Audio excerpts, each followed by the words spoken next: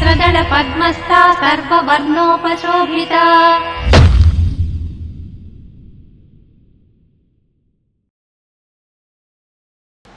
Padmaja web TV సబ్స్క్రైబర్స్కి ఆరోగ్యాభిలాషులందరికీ నమస్కారం అండి. నేను doctor Padmaja, gynaecologist, obstetrician and microbiologist. ఈరోజు another common complaint in gynaecological OP dysmenorrhoea గురించి తెలుసుకుందాం. ఈ మెన్స్ట్రుయేషన్లో యాక్చువల్గా ఏంటంటే చాలా మటుకు పెయిన్ వస్తుంది చాలామంది ఆడవాళ్ళకి. అది 95 to 98% people will suffer with this pain అనమాట. సో ఈ మెన్స్ట్రుయేషన్లో వచ్చే ఈ పెయిన్ గురించి ఏమంటాం? డిస్మెనోరియా అంటాం.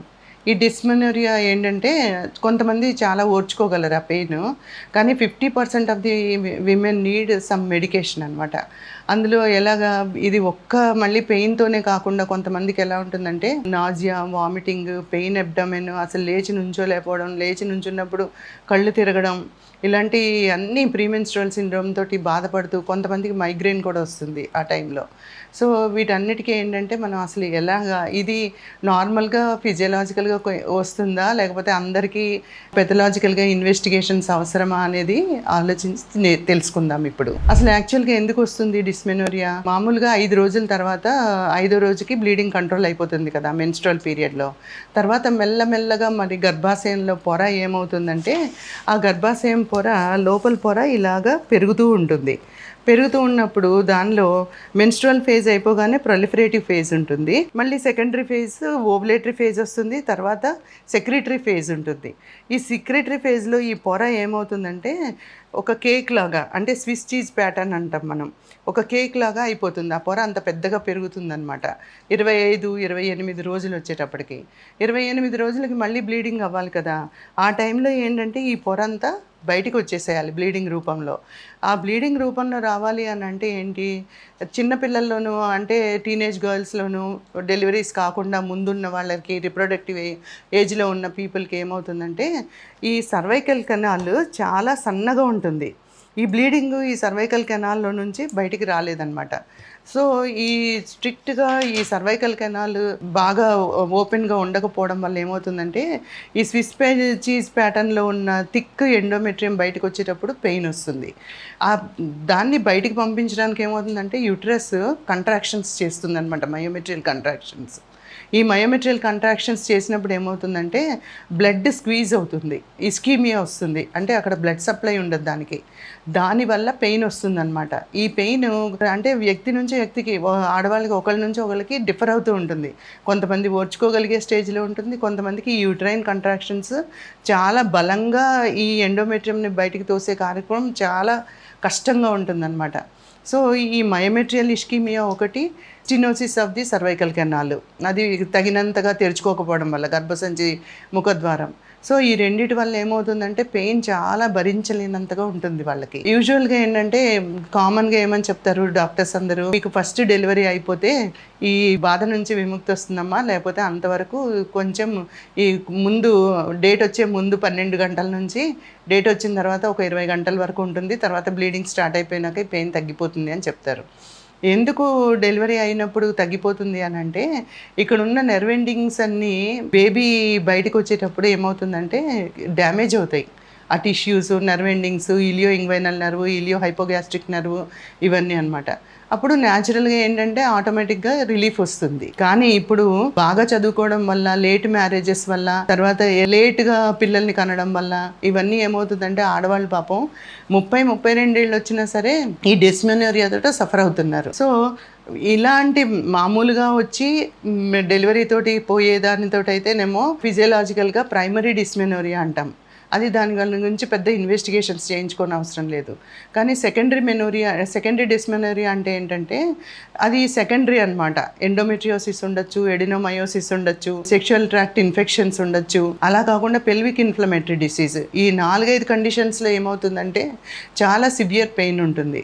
సో వీటికి ఏం చేయాలంటే ల్యాబ్ డయాగ్నోసిస్ కోసం తప్పకుండా మనం అల్ట్రాసౌండ్ చేయించుకోవడం, ఎంఆర్ఐ చేయించుకోవడం, లేదు ఏమన్నా సెక్షువల్లీ ట్రాన్స్మిటెడ్ ఇన్ఫెక్షన్స్ ఉన్నాయా అని చెప్పి మనం వీడిఆర్ఎల్కి, హెచ్ఐవి, హెచ్బిఎస్ఏజీ ఇన్ఫెక్షన్స్కి స్క్రీనింగ్ చేయించుకోవడం, హెర్పిస్ ఇన్ఫెక్షన్స్కి, ఇవన్నీ కూడా చాలా జాగ్రత్తగా చూసుకోవాలన్నమాట. సో ఈ ప్రైమరీ సెకండరీ డిస్మెనోరియాలో ట్రీట్మెంట్ ఏంటి? చక్కగా రెస్ట్ తీసుకోవడం, మామూలుగా ఇంతకుముందు పూర్వకాలంలో ఏం చేసేవారు, 3 రోజులు రెస్ట్ ఇచ్చేవారు. ఇప్పుడు మనమే కల్పించుకున్న ఈ అవగేషన్స్ ఏంటి, hire education, employment, jobs, career orientation, వీటి వల్ల ఏమవుతుందంటే మనం స్పేర్ చేయలేకపోతున్నాం. మన ఆరోగ్యానికి మన 3 రోజులు మన రెస్ట్ మనం స్పేర్ చేయలేకపోతున్నాం. కానీ గవర్నమెంట్ ఏం చేసిందంటే ఇప్పుడు ఒక 5 days ఎక్స్ట్రా లీవ్స్ కూడా శాంక్షన్ చేసింది విమెన్కి, మోర్ దెన్ మెన్. ఎందుకు, మనం ఏం చేస్తున్నాం, మనం చాలా ముఖ్యమైన కార్యక్రమం మోసుకెళ్తున్నాం ఒక తరం నుంచి ఇంకో తరంకి. We are privileged to take rest in these menstrual periods. So మనం తప్పకుండా ఇవ్వాల్సినంత రెస్ట్, పెయిన్ ఉందంటే కూడా ఏవో మందులు వేసేసుకుని అదంతా చేసి హడావిడి పడిపోయి టెన్షన్ పడి ఇవన్నీ చేయకుండా ఫస్ట్ అండ్ ఫార్మోస్ట్ మీరు రెస్ట్ ఇవ్వగలిగితే ఫస్ట్ 2 days రెస్ట్ ఇవ్వడం. అంతేకాకుండా ఈ ప్రీమెన్స్ట్రువల్ సిండ్రోమ్ లాగా స్టార్ట్ అయినప్పుడే కొంచెం ఈవియన్ లాంటివి ఏమన్నా ప్రైమోజ్ ఆయిల్వి, ఈవినింగ్ ప్రైమరోజ్ ఆయిల్ ట్యాబ్లెట్స్ వాడుకుంటే కంఫర్టబుల్గా ఉంటుందన్నమాట. తర్వాత చెప్పాను కదా, stenosis of the cervical canal వల్ల ఈ ప్రాబ్లం వస్తుందని. సో యాంటీస్పాస్మోడిక్స్ ఏమన్నా మెఫ్తాల్ స్పాస్ లాంటిది తీసుకుంటే కొంచెం సర్వైకల్ కెనాల్ లూజ్ అయ్యి అంత పెయిన్ లేకుండా యూట్రైన్ కంట్రాక్షన్స్ తగ్గి మనకి తగ్గుతుంది primary డిస్మెనోరియాలో.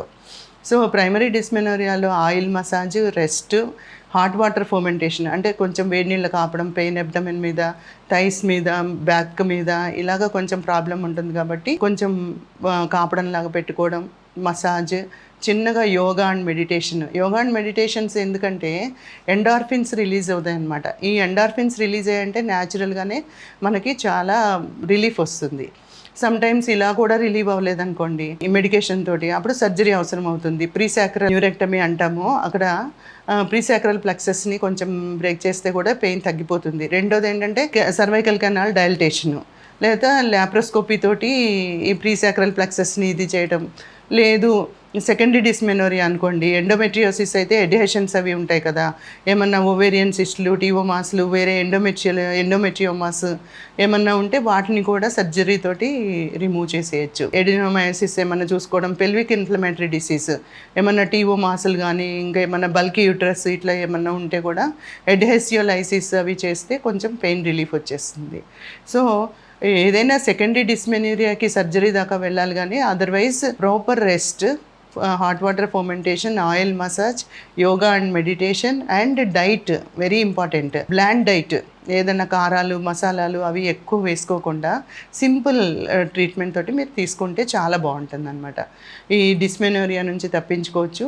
Most of the times ఈ డిస్మెనోరియా ఎర్లీగా ప్రెగ్నెన్సీ అయ్యి డెలివరీ అయ్యిందనుకోండి, దాని నుంచి రిలీఫ్ వస్తుంది. కానీ ఇప్పుడు ఉన్న జాబ్స్కి, కెరీర్ ఓరియంటేషన్కి మీరు చాలా జాగ్రత్తగా అదర్ పాయింట్స్ చూసుకుంటూ ఎర్లీగా మ్యారేజ్, చైల్డ్ బర్త్ ప్లాన్ చేసుకున్నారనుకోండి, ఇలాంటి డిస్మెనోరియా నుంచి చాలా జాగ్రత్తగా ఈజీగా సొల్యూస్ వస్తుంది. మీకు సరైన మంచి ఆరోగ్యం కాపాడుకుంటూ ఇలాంటి చిన్న వాటికి అంటే మీ చిన్న పిల్లలకి మీరు సపోర్ట్ ఇచ్చి ఎష్యూరెన్స్ అనమాట, ఇదేం పర్వాలేదు, ఈ పెయిన్ తగ్గిపోతుంది అని చెప్పాలి. టీనేజ్ గర్ల్స్కిను, మ్యారేజ్ ముందున్న ఆడపిల్లలకిను.